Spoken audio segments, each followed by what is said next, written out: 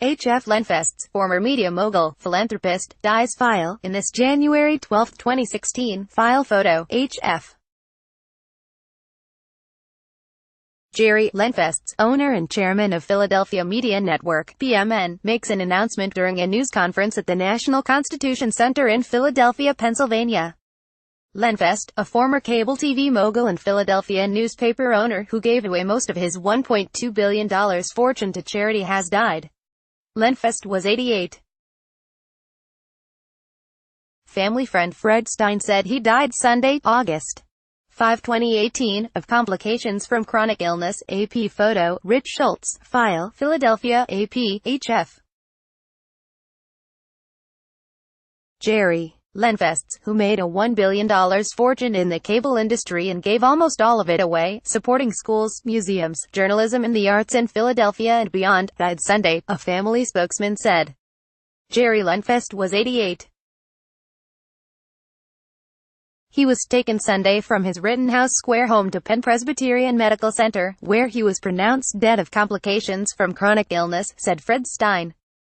Stein will handle a memorial service planned in Philadelphia in September. There is likely not an organization or charity in Philadelphia that didn't benefit from the Lenfest family's generosity in some way, said Pennsylvania Gov. Tom Wolfe. Jerry was a great human being and an even better citizen. Lenfest and his wife, Marguerite, made about $1.2 billion when they sold suburban cable to Comcast Corp. In 2000, the Lenfests immediately set out to give away the fortune. By 2014, as he stepped in to help Philadelphia's ailing newspapers, Jerry Lenfest estimated he had given away $1.1 billion. Money is a responsibility when you have that kind of wealth. I've tried to do right by it.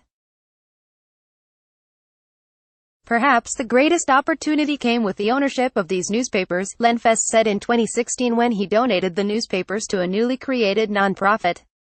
What would this city be without the Inquirer and Daily News? The Lenfests also gave to the Philadelphia Museum of Art, Barnes Foundation, Kimmel Center for the Performing Arts and Lenfest's alma maters, Mercersburg Academy, Washington and Lee University and Columbia University. Wilson College, Marguerite's alma mater, also received funds. Lenfest also gave $50 million to champion the new Museum of the American Revolution, which opened in April 2017 and, he felt, provided the missing link to tie together the city's historic sites. Their 3 children didn't need the money, they were given stakes in Lenfest's cable company when it wasn't worth much, and Jerry Lenfest said he feared a permanent foundation would do more to perpetuate itself than help others. During your lifetime, you can direct how your wealth is spent for the most good. But after your death, it is problematic. You don't have the control, Lenfest told the Philadelphia Inquirer in 2004. Within 4 years, the Lenfests had given away $325 million and dropped off Forbes magazine's list of the 400 richest Americans. Nearly half that money, $150 million, went to a foundation named for them that must spend its last penny within 20 years of the last spouse's death. At age 84, Lenfest unexpectedly became the sole owner of the Philadelphia Inquirer, Philadelphia Daily News and the website Philly.com. His business partner, Louis Katz, had died in a plane crash in June 2014, just days after they paid $88 million to buy the company from rival co-owner George Norcross. Though the Lenfests lived a luxurious life with yachts, expensive cars, and multiple homes, friends described them as down-to-earth. They spent much of their time at their house in Huntington Valley, which they bought for $35,000 in 1966. With no help, the Lenfests cooked for guests.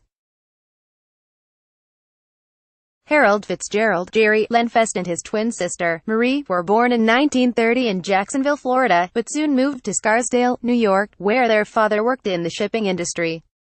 When Lenfest was 13, the family moved to a farm near Lambertville, New Jersey, where Lenfest had no shortage of chores. He went to Flemington High School and graduated from Mercersburg Academy in South Central Pennsylvania. He graduated from Washington and Lee with a degree in economics in 1953, served with the Navy in Norfolk, Virginia, and got his law degree from Columbia. He worked for a New York law firm before landing a job in 1965 with Walter Annenberg's Triangle Publications, which owned TV Guide, 17 magazine, several TV and radio stations, and cable franchises. In 1973, Annenberg decided to sell the cable assets. Lenfest, with the help of two investors, ended up buying the system in Lebanon, Pennsylvania.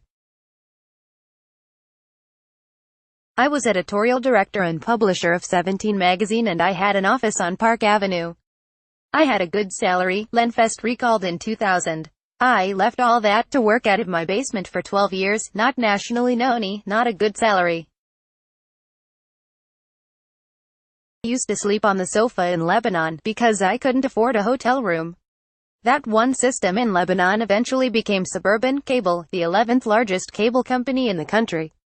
Lenfest expanded slowly at first.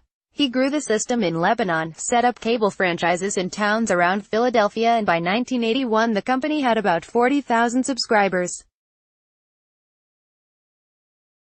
The company acquired systems in and around San Francisco and pushed hard to expand in the Philadelphia area. By the time Lenfest sold Suburban to Comcast in 2000, it had 1.2 million subscribers. After his Navy service, Lenfest spent 24 years in the reserves.